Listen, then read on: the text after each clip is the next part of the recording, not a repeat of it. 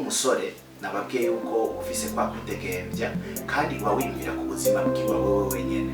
No kuvuga ngo urashobora kwemera ngo uno musi ndatubika umukanda, uno musi ndashobora kurara n'inzara, ariko mbone yuko rino faranga ndari savinga ndaribika kugira ngo ejo nzoshikane wa mugambi. Rero biroroshe ihangiro uba wihaye umusore kurishika katangamba nyinshi, kuko iyo umaze kubaka ntukiri wenyene, ntuciyumvira wenyene, uba ukora ikintu mwumvikanye ko.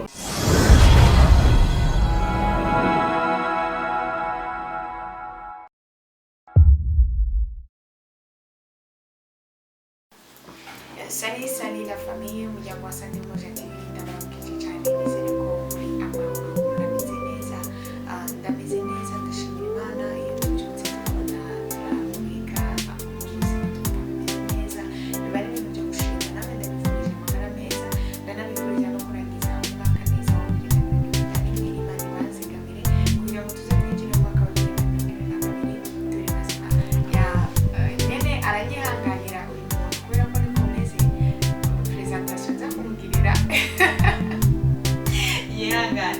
Ndikubona Boga Mdora Kapitale muramubona Ibogare ndikubona umupapa mwiza akaba ari Ibogare ariko ni umusore kubera ko murabona ko aracyarimo kandi aruzuye ngira ngo aragize ibyuma Sabasi style nibwo babere tumwakire kuri Sunday Moja TV tugomba tuganire kandi ndabizeza ko tuzo kugirana ikiganiro cyiza cyane kandi muraza kunezerwa Sabasi amahoro cyane urabize neza ego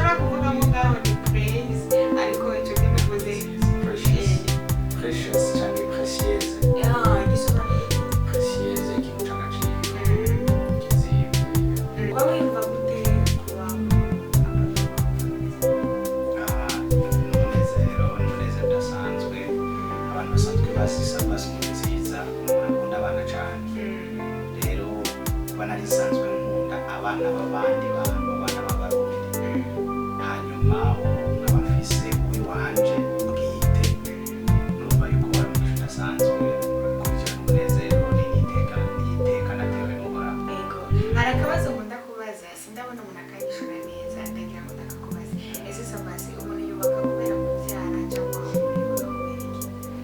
Okay, icyambere na mbere kubaka biri mu mugambi w'Imana.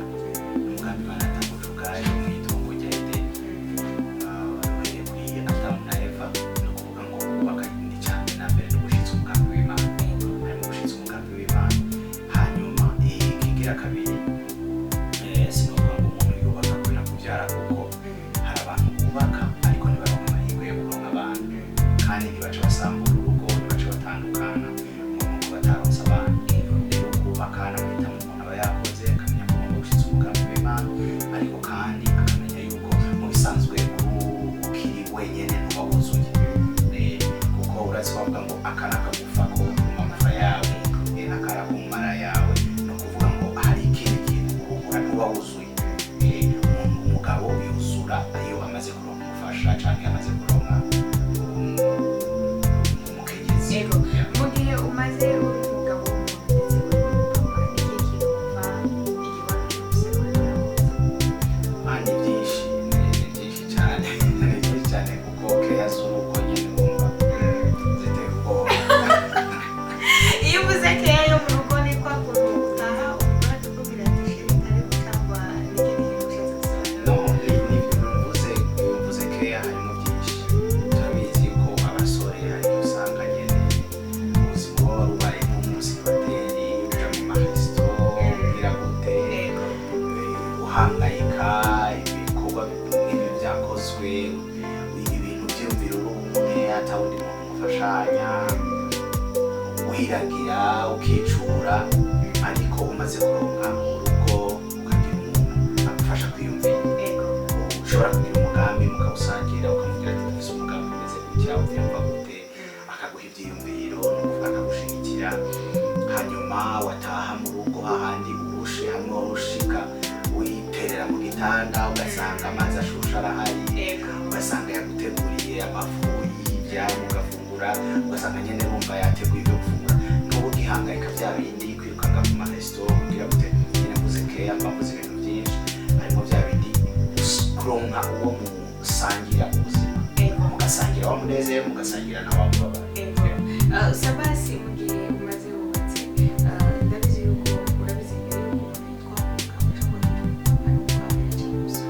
ikintu wari igihe umusore ushobora gusangiza abasore bakiri abasore batanu batandukanye cumi n'ibiri ubona ndavuga muri ya myaka cumi n'itanu gushika mu gihe bagejeje n'itanu bakunda barakora kuva ku myaka 20 gushika ku mwaka w'amakingo ikintu wari igihe umusore ushobora gusangiza abandi bifite ico kumarira cumi n'ibiri. Okay, ukamenya mbere ikintu novuga igihe c'ubusore n'igihe co kuganira canke gutegura ubuzima bwawe wifuza kubamwo ukagerageza kubuhishusha. Umuntu uwo ari we wese afise indoto, rero izo ndoto ziwe nta wundi muntu amushobora kumufasha kuzishikako uretse inguvu ziwe ubwiwe hamwe no gusenga Imana. Rero uri umusore nababwiye yuko ufise kwa kwidegemvya kandi uba wiyumvira ku buzima bwiwe wowe wenyene. Ni ukuvuga ngo urashobora kwemera ngo uno munsi ndatubika umukanda, uno munsi ndashobora kurara n'inzara, ariko mbone yuko rino faranga ndarisevinga ndaribika kugira ngo ejo nzoshikane wa mugambi. Rero biroroshe ihangiro uba wihaye nk'umusore kurishika katantambara nyinshi, kuko iyo umaze kubaka ntukiri wenyene, ntuciyumvira wenyene, uba ukora ikintu mwumvikanye ko n'umudamu canke ukaba utaciyumvira wenyene, ukibuka ko ufise urugo, ukibuka ko ufise umudamu, amadepense akaba yarakuze yaraduze, umwana ukabona Imana ibagiriye neza ibahaye umugisha rwose n'umwana. Ni ukuvuga ngo amadepense menshi akajamwo. Mpagaze nko kuri kote nka jewe mpabwira ibyo nsanzwe nkora nk'umuziki cane cane indirimbo za gospel, hari ibintu byinshi iyo ntari kuvuga ngo ndashaka gukora mariage, ndashaka kubaka urwanjye narashitse hano, hari hantu hongoye gushika, hari ibintu byongoye gushikako, uretse ko hariho n'ibindi bica byoroha gushikako, ariko hari ibindi bintu. Ni ukuvuga ngo iyo myaka yawe ufise ntuyiteshe ubusa mu gihe uri kuritegura uvuga ngo jewe mu gihe kinaka nzoba nubatse urwanje, nzoba nakoze mariage. Uwo mwanya wawe gerageza ufate neza twa tuntu uronka, udufate neza udukoreshe neza kugira ngo cya kintu ya projet yawe ryahangiro wihaye ushobore kubona ko ubishikako imbere yo gukora na mariage. Yego, mbere yuko tuja mu kazi kawe nyezina muri Summer Style ndetse twanaruhuka kuririmba, reka ndagusabire ugira akantu kamwe kano kanya kugira ngo umuntu aba umugabo kubera ko ari umugabo w'umugore umunsi cyangwa umugabo ryari. Icya mbere na mbere muri sanse abantu bose bamenyereye bati ko umugabo ari uko yamaze afise umugore kirumvikana, ariko ico ntigikwiye. Umugabo aba umugabo iyo akora ibikorwa umugabo ategerezwa gukora mu rugo. Ni ukuvuga ngo n'Imana Bible iravuga iraha amaobligation n'inshingano canke amadevoir ibyo umugabo ategerezwa gukora mu rugo, kuko ni nawe mutwe igaha n'umugore nawe ibyo ategerezwa gukora. Rero iyo umwe wese ahagaze mu kibanza ciwe, umugabo agahagarara mu kibanza c'umugabo agakora n'ibyo umugabo ategerezwa gukora, umugore agahagarara mu kibanza ciwe agakora n'ibyo umugore ategerezwa gukora. Rero kuba umugabo ntibisigura gusa kuba wagize mariage, ego nawe uri umugabo, ariko bwa bugabo rero hari ico utegerezwa kugaragarira canke kwiyerekana. Ni ukuvuga ngo umugabo aba umugabo iyo afata Responsibility akaba umugabo yuzuye nk'umugabo nyine. Yego. Sabasi ushingiye ku byo umaze kubona mu rugo mu gihe umaze wubatse, ibintu bitatu nyamukuru bikunda gutuma ibonisha isambu umaze kubona ibyaha. naho ntorinda kuvuga bitatu ahubwo nkavuga kimwe gikuru. Bibiliya ivuga ngo umugabo akunde umugore we, umugore yubahe umugabo. Rero iyo kuko niryo bwirizwa ry'Imana, ni naco novuga ngo ibindi bintu byose biza bitekekaho. Rero iyo uhagaze muri iyo responsabilité y'umugabo, umugore nahagarara muri iyo responsabilité yiwe, urugo rurakomeye. Ariko umwe atakaje canke mukava kwizo responsibility mufise ibintu cyatangura kumera nabi. Niyo mpamvu usanga ibintu bitanguye kononekara, atenguye kudahuza kutumvikana, ariko kenshi biba byavuye ngaho hantu. Novuga ngo iyo niyo novuga ngo byose bitekeye ngaho, bya bindi bikunda na bya bindi byononeka biba byapfiriye hahandi nyene. Ni Sabasi niwe rero tugiye kuganira, akaba ari umuririmbyi n'umukinnyi wa filime, kuko mumaze kubona amafilime menshi, akaba ari umupapa, akaba afite n'umugore. Niyo ni kimwe mu nshingano agomba kuzuza. Nuvuga ngo agomba kuba umupapa, akaba umugabo w'umuntu, akaba CEO wa Sabai Style, akaba umuririmbyi, akaba n'umukinnyi wa filime, akaba n'umusenzi, agasoma Bibiliya, akamenya ngo agomba kuba muhira, agafata responsibility zo mu rugo. Ibyo byose ubyuzuza gute mu masaha y'ibirani? Byose ntibikoreka ku munsi umwe. Nk'akazi karafise umwanya wako, urugo rurafise umwanya wako, gusenga ntitwamayo 24/7. Ariko buri munsi urasenga kandi umunsi gusoma. Icambere na mbere nk'urugo, ibintu bikunda gukomeza urugo harimo amasengesho, kandi apana amasengesho wenyine, kandi mushobora gufata n'amaboko mubakanye mukagira ibyo mubwira Imana, kuko ijambo ry'Imana rivuga ngo icyo muzoboha mu isi kandi icyo muzobohora n'uburyo kizoba kibohora. Rero kandi umwe babiri baruta umwe, bavuga ngo niyo fait la force, umoja ni nguvu. Iyo rero muri babiri mukavuga ati tugira dusengera ikintu runaka, biroho muri bwa umwe, muri rwa rukundo, Imana irakumva, kuko ijambo ryo rivuga ngo aho babiri cyane batatu, bako babiri deja ngo bamukwiye umugore n'umugabo basokoranira, bavuga izina ryanje, bahuje umutima n'inama cyane cyane uzoba hagati yabo. Rero gusenga ico coco urumva hari amasengesho urumva ari ngombwa, yayandi yo gushima Imana ko mwaramutse amahoro, yayandi yo gusengera amaproje yanyu, n'amasengesho y'ijoro yo kwiraniza Imana no gushima Imana ingene bazigamye, no gushima Imana ingene ivyo urumva vyovyo n'umwanya usanzwe uzi utigera uhara mu buzima. Ariko hariho bya bindi by'amasengesho ubwirwa ati turafite amasengesho kukarako, turafise umuntu tuja gusengera. Ibyo si ibintu biba mu mwanya wari wose, bishobora kuza, kandi iyo bije umwe wese mu rugo arabitahura, kuko namba twubakanye ubusanzwe no kuvuga ni turi bashasha cyane, wari ubizi yuko mfise iyo ngabire canke mfise uwo muhamagaro. Mw'ico gihe ndakubwira ati ngiye gusengera umuntu runaka, biba byiza iyo tuvyumvikanyeko, kugira ngo ngende mfise n'umugisha uvuye mu rugo, umugisha uvuye ku mudamu wanjye.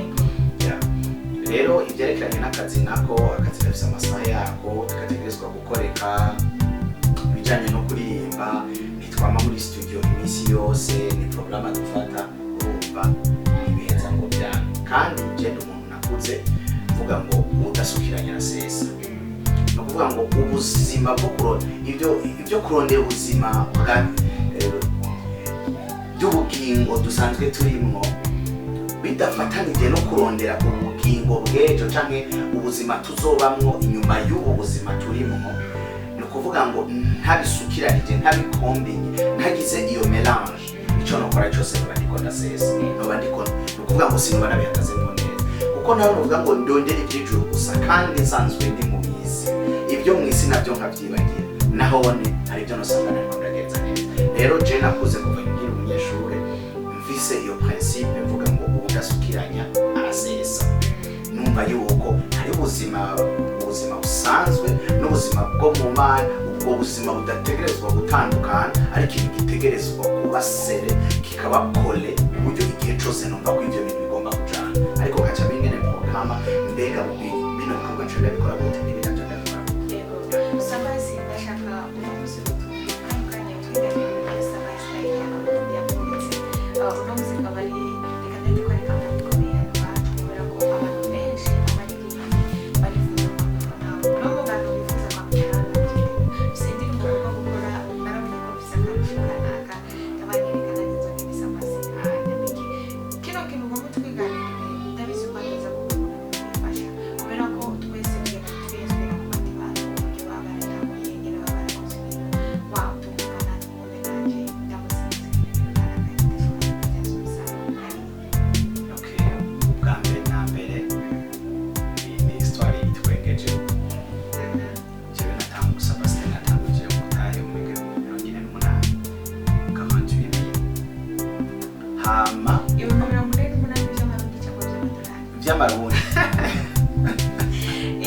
natanguje kankati imbere y'amarundi gusa ndabitangura hari mu mwaka wa kangahe?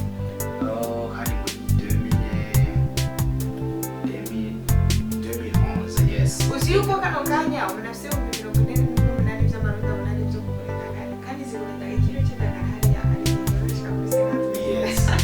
Rero narose ayo mafaranga muri jewe sinari nzi yuko Sabasta izobura mwishike hano bigeze uno munsi, ariko cari igihe nari ntabwo kuririmba muri jewe numva nshaka kuba yisa ndirimbe numva nyene kumenya ngo ndi unique. Nakunda kuraba indirimbo z'abantu amakoraliki nkabona uniforme bambara noir blanc, bambara amarouge, bakambara noir bimbwira ngo none bino bintu kumengo yabaye uniforme zano kwakundi tugira uniforme kaki yo muri primaire tukagira niyo muri secondaire.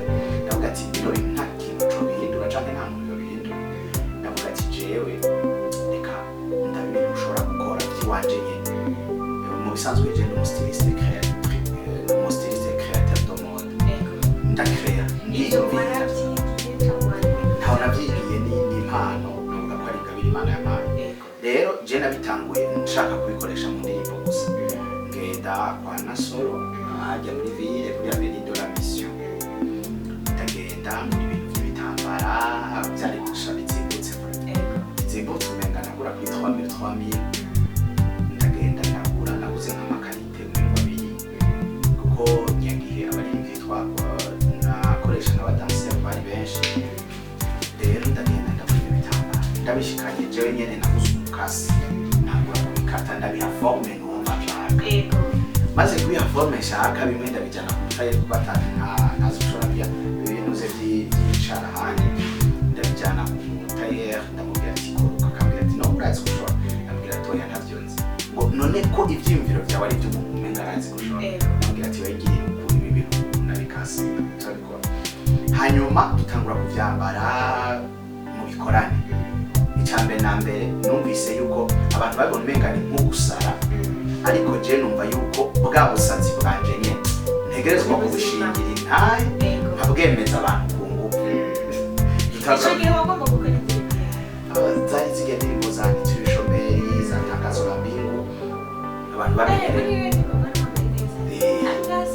Yego urumva rero ntangura kuza ndambara bijya bintu tugenda twambaye bijya bintu tubihereza abantu bakazubara bakaturaba kamenga bamwe bakora umenga ni nko gusara, ariko nkumva jewe ndafise objectif nubwo abantu batotahura ino ndoto, nubwo abantu batokumva ibyo ndimo nubwo ndafise iyo ndiko ndaja nkavuga ati rero ino ndoto ko ari genda ifise nta muntu nzoshakurira ngo yantutse, nzomwihanganira kuko ntazi iyo nshaka kugenda. Mu nyuma tubura kuza turavyambara abantu batangura kuza barabibona batangura kubikunda. Umuntu umwe aransaba hari igikorwa kigeze kubera mu Kinama, hari igikorwa cyabere kuri terrain harimo abazungu benshi tugenda tuvyambaye babazungu barazubara cyane baza kwifotozanya natwe. Amasede yose narifise yari amaudio yose barayagura kandi atakintu na kimwe ndirimbo kumva. Ivya bikumbe biratanguye kugira ya impact ndiko ndashaka kwiba mu bantu. Rero abakozi b'Imana bamwe batangura kubishigikira kuvuga ati wana wewe uje uzanye ibintu by'akaranga k'abarundi ikintu kuri kuhaje. Rero bamwe bakabiponda abandi nabo bakavyemera. Ndavuga ati baponda canke bareka jewe reka nkurikire objectif yanje jewe reka nkurikire. Urabizi impamvu ndiko ndakubaza ibi nikora ko iyo unanira gukora ikintu abantu batatahura bakora byinshi cyane cyane kandi umahoye igihe baba bari kubaponda baba bumva byose jewe nacawe naratwenga kuko nabanze icyo ndiko ndarondera, kandi icandemesha nuko nabona hari abandi ko baravyumva n'abariko barantahura. Navuga ati nzotuma njana na babiri bantahura abandi nabo ndabyirotse. Turabandanya mu nyuma bimaze kugenda gutyo sinzi umuntu yabisabye ngo nze nambike abantu babyambaye mu guserva yarafise mariage. Cyane n'abantu batanguye gushaka no kubikoresha mu manzi ndabimwambika. Abantu batangura kubaza ndabitse n'ibyo bintu kuba byari bishasha. Abantu bari bamenyeye imvutano cyari kiyagiye abantu bambara imvutano z'amasate yo kuntu batanguye kubona ibintu bishasha. Abantu batangura kubikunda batangura kumbaza no novuga ngo nahereye ngaho bose abandi bakaca bambwira ngo none natwe twambika urafise ibindi atavyo mfise nukuri navyo n'abafise ariko nkababwira ngo muzana amafaranga abafatira y'amafaranga bampaye y'amazi aca ndondera ahantu ngurana amafaranga aca ngenda nkagura vya bintu bakeneye nkashobora kuba mvuye kwambika ataha n'amaguru ntasigaranye n'amafaranga ya bisi atasigaye kubera iki ariko naranezerwa kuko biri mu isakoshi ku mugongo navuga ati mutahe ndani ndawuhetse urumva ndawuhetse ninambi kundi muntu amafaranga azovamo gutyo ngenda ndakura bukebuke ngenda birakura bukebuke bigenda birakura bukebuke umunsi natanguye kubona yuko Imana yasororeye amarakazi yari umunsi umwe nambitse abantu 21 baronka amadiplome umwe wese ari havemi nzambona mu kintu cy'isaha n'inusu 420,000 ndayahubudashyize kuvuga byari mukumbe n'akazi Imana yampaye je kuva ntangura kuririmba nta muntu ndaronka ngo manager cyangwa ngo n'umuntu wa sponsoriza cyangwa ngo mfasha ahubwo ako kazi niko kaciye kambere mu manager ako kazi niko kaciye kagenda karashikira kagenda ka indirimbo zose nagiye ndasohora mu nyuma zavuye muri Sabastar amafaranga nakozera ko video nagira ngo yavuye muri Sabastar rero urumva Sabastar yaje gutyo itangurira muri zo 48,000 Imana igenda iranduza nakorera muhira sinarifise ikibanza cyo gukoreramo nagiye kuronka ikibanza ntakironka ahantu mbikibije byaramaze kuba byinshi mu nyuma rero ndagira ubuntu ndafata andi mafaranga makeyi cyangwa mu mezo ariko bamenye ngo ahantu byavuye umutahe wa mbere nibyo 48,000 ego umaze kubona yuko 48,000 unashobora kuzizuza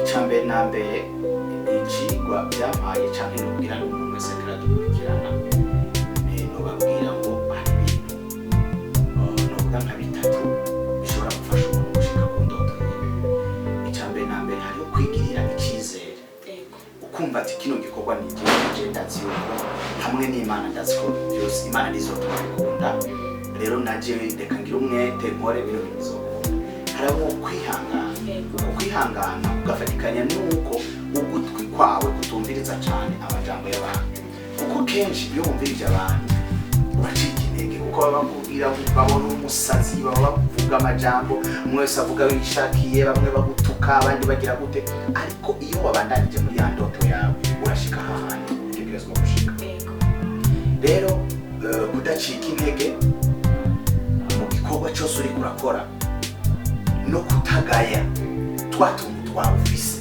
uduha agaciro kumva yuko ari ikintu gikomeye ejo kizoshobora gukura kikaguka kikava mu kintu gikomeye ni ibintu bikomeye nabonye bishobora gufasha umuntu gushika ku nzozi ziwe cyangwa gushika kwihangiro yihaye mu buzima bwiwe rero ako gato nyine ufise ako gatahe kawe gato urashobora gukoresha na cyane igihe utari kuragaya akazi hari umuntu aronse 100,000 yumva yuko ari gukora telefone aronse 100,000 yumva yuko ari kuja gukurikira tociza n'impuzu nziza ashobora kuronka 30,000 akumva ko ari kuja gusukisha ariko iyo 30,000 nyene urashobora kwicara ukavuga ati none uwo mukora ati urashobora gutanguza akantu ngo n'akantu gatoya ariko kari mw'Imana ikagenda irahezagira burya ugiye gukurikirana intaheza abantu benshi babaye bakomeye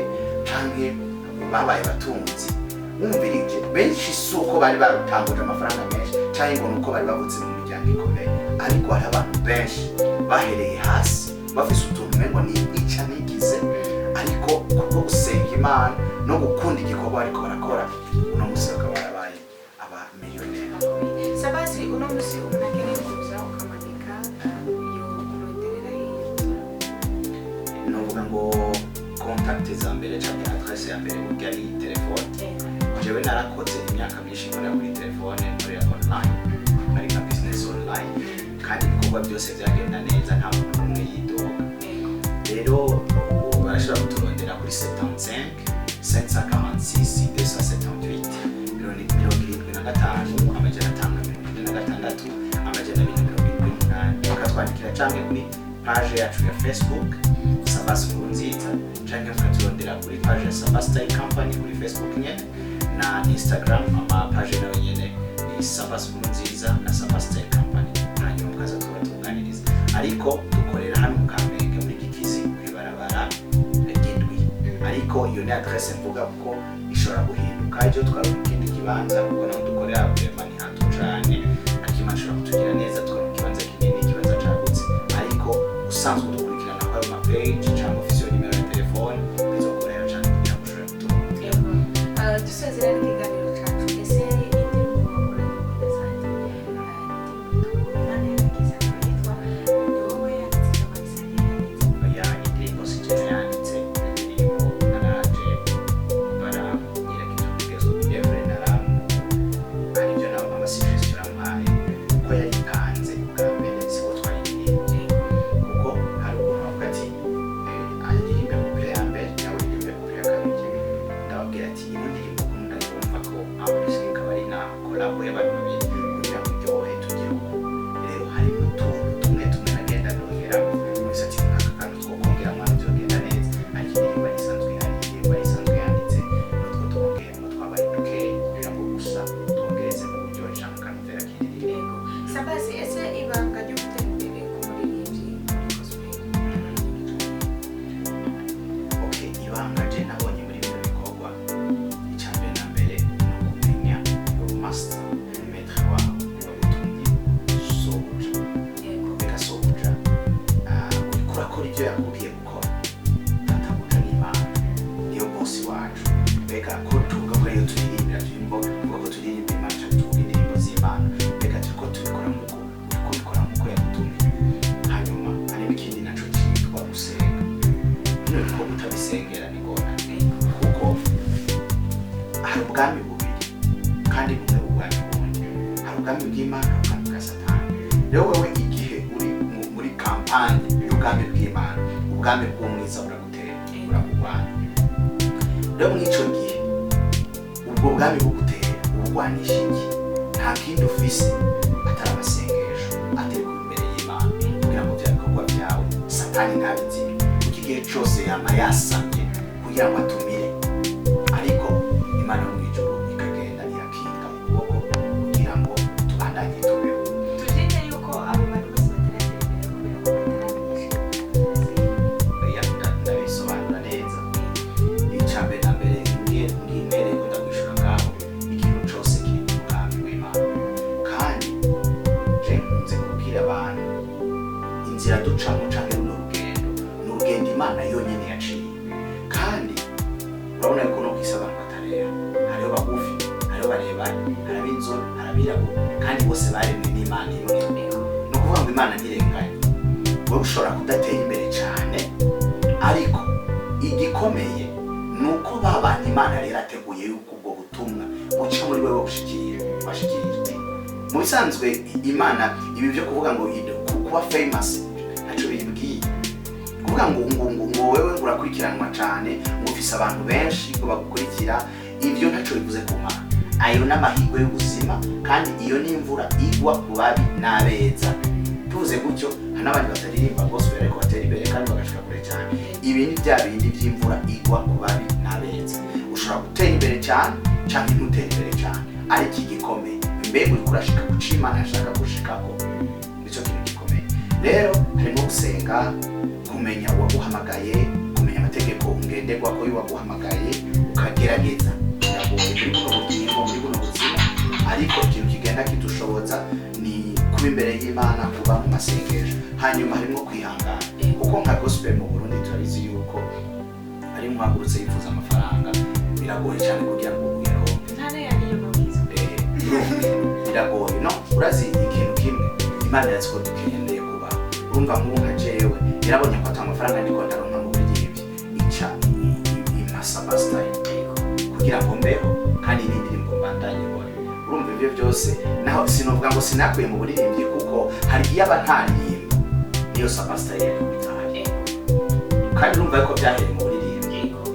Rero urumva Imana itanga kwinshi, Imana ishobora kuguha ukaba brand ambassador w'amakampani cyangwa ishobora gutanga umugisha mu bikorwa by'amaboko yawe ikamenya gusa ingene uba. Rero yibangana ariko ndavuga harimo kwihangana, harimo gusenga, umenya icyo uri kurakora n'uri kurakorera.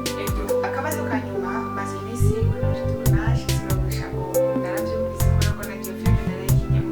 Ni filime muri ko murakora filime yitwa Ubuzima, tumaze iminsi tubona abayina promotion ariko abantu benshi barayibaza ntibaramenya se filime zisohoka ryari, filime zimeze gute, ni wowe nyine filime urashobora kubabwira. Murakoze cyane bakunze musanzwe mudukurikirana haba mu ndirimbo haba mu bintu bikorwa by'amafilme. Sabasi ahora akora mu filime y'abandi bantu, twarakoranye na Kamikazi, twarakoranye n'abafani, twarakoranye na Abel, mwakoze amafilme atandukanye.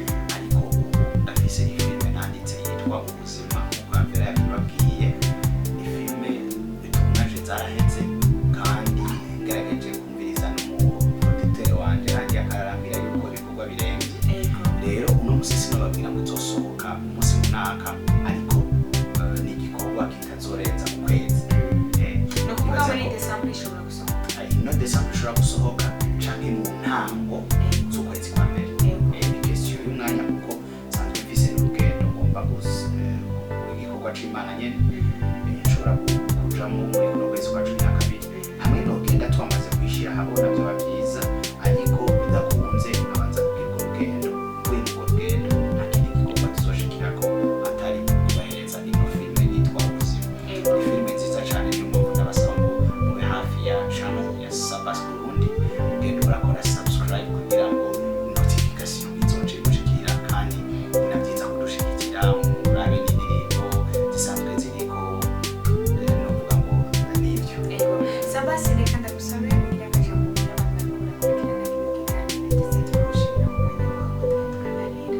Murakoze cyane, ndabashimira rwose Sangi Moja TV, ndashimira nawe Alvera, ndashimira na uri kuri kamera. Hama ndashima abantu bose badukurikiranye, ariko ndabibutsa ngo turakeneye support yanyu. Sabasi iratanguje igikorwa cyitwa Itara ry'Umuririmbyi, igikorwa kiriko kirabandanya. Turiko turagerageza kugira ingene twoshigikirana n'abaririmbyi kugira ngo ibikorwa byacu bishobore kugira aho bivuye n'aho bigeze. Rero mubandanye mudukurikirana, nibaze ko muzogenda muramenya byinshi, ariko kandi ndababwira ngo amasengesho yanyu ni kirumara ku buzima bwacu nk'abaririmbyi cyangwa abakinnyi b'amareresi. Ibikorwa dukora nababwiye ngo ni ibikorwa by'ubwami bw'Imana, ariko birafise ubwami bubirwanya. Rero kugira ngo dushobore guhagarara neza nuko turonka support yanyu, mukadushigikira, mukatuba hafi, mukaduhanura, ariko kandi mukanadusengera. Murakoze cyane. Turabashimiye namwe mwafashe akanya mukaraba kino kiganiro mwabyose. Sabasi arahari hano mwese mugomba kumera neza mu manza, mugomba kumera neza iyo muriko murakora amavideo cyangwa iki.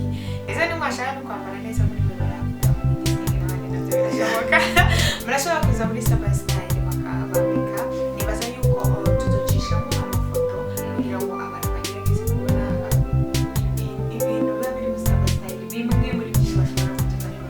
Yes, ndabamenyesha yuko nicaye ndiko ndakora ama collection mashasha canke imideli mishasha, ikaba ari imideli abantu bazoshobora kwambara no mu mazi, atari no mu mazi, no mu mabarabara. Ni style yitwa Ubumwe, niyo ngiye gushira ahabona mu minsi iri imbere. Rero Turaje twambara style yitwa Ubumwe yakorewe hano mu Burundi. nibaza ko mwabyumvise. Ibisigaye birashobora kuzongera mukavugana n'abahaye kontakiti. Turabakunda cyane, mwiza ngiye mutege filime ubuzima, izo zari filime nziza imeze neza. Nararize abantu bamwe ndagira ngo zibasangamo. Ciao ciao.